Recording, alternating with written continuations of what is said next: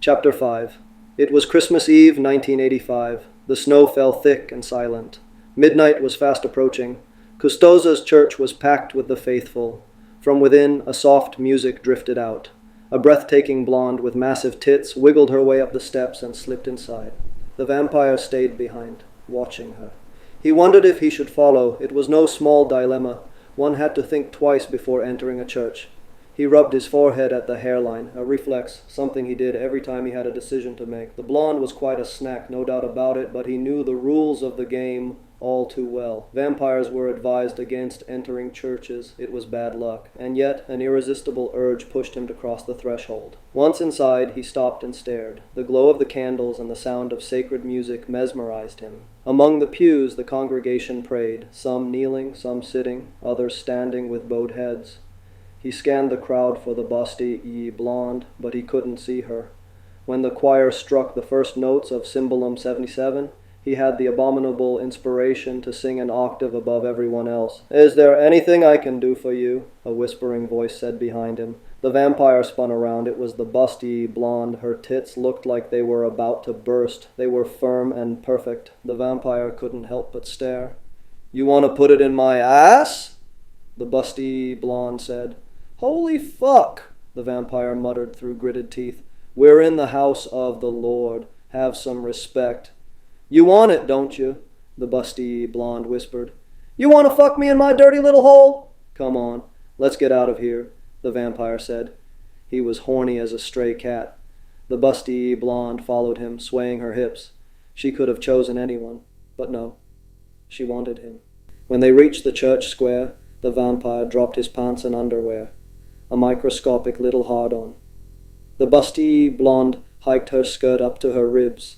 She was wearing nothing underneath, and her waist, thin as the neck of a bottle, softened into the curves of her hips. The vampire sodomized her, entering her with a single thrust. At the same time, he bit into her neck, but he immediately sensed something was wrong. The blood slid into his mouth, viscous and rancid, an acrid taste, like yogurt left to rot outside the fridge. The vampire, his face contorted in disgust, loosened his grip.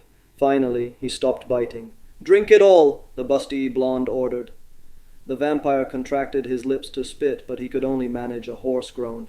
His body no longer obeyed his commands. It was as if he were invaded, possessed by an alien spirit. "Move it, damn it!" the busty blonde shrieked. The vampire swallowed the blood down to the last drop. "Good boy," the busty blonde said. The vampire crashed to the ground, kicking up splashes of mud and snow, a terrifying impact on his back. A few moments later he rolled onto his side, writhing like a rat with a belly full of poison bait. The busty woman turned on him. She began kicking him in the ribs. Boom, bam, boom. Powerful kicks, growing stronger and stronger. Boom, boom, and another boom. The vampire gave one last smothered rattle. What was left of him didn't move anymore. When he regained consciousness, he couldn't tell if days or months had passed. He was naked, lying in his coffin. Every breath was a sharp pang. He tried to get up, but the pain immobilized him. "Stay down, master," Boris said. "Meow," Astragalo echoed. With his vision still blurred, the vampire didn't notice anything was wrong until he could make out a round, hard mass. It was his belly. He screamed. "Shh," Boris said, putting a finger to his lips. Went Astragalo, puffing out his tail in alarm. The vampire ran his hands over his belly. It was swollen, tense, pulsing, not because he had put on weight. The rest of his body remained skeletal. Only his stomach looked like a balloon. Something was growing inside him, something dreadful, something terrifying. A giant tapeworm in the gut. Unlikely. It was something unnatural. Inhuman, I'd say. The vampire's belly distended further. From inside, a monstrous gurgling rose up. Astragalo watched, alarmed. "Here we go."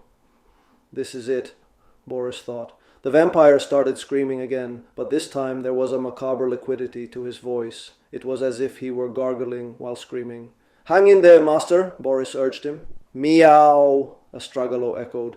The vampire's belly expanded in all directions. It overflowed from the coffin. "Oh shit," Boris muttered under his breath. Went Astragalo, his fur standing on end. Another gurgling followed, then a series of crick-crocks. The vampire's ribs were shattering. Crick-crock, one after the other. Crick-crock, like dry branches. Crick-crock, ribs broken by the terrifying pressure pushing the belly from within. The parasite snapped its bonds of flesh. Thud! A geyser of blood sprayed up to the ceiling. From the vampire's mangled belly, a shapeless freak emerged. If Astragalo hadn't felt the need to express all his horror with a meow, he wouldn't have had his mouth wide open when the vampire's guts hit him right in the face. As for Boris, first he let out a massive, god-awful curse. Then he started berating the vampire, scolding him for making a mess everywhere. Look at this disaster. Now I'm the one who has to clean it up. The vampire could have argued that it hadn't been his idea to get knocked up with the child of a moon werewolf woman, but it was, more than ever, an inappropriate moment for a spat.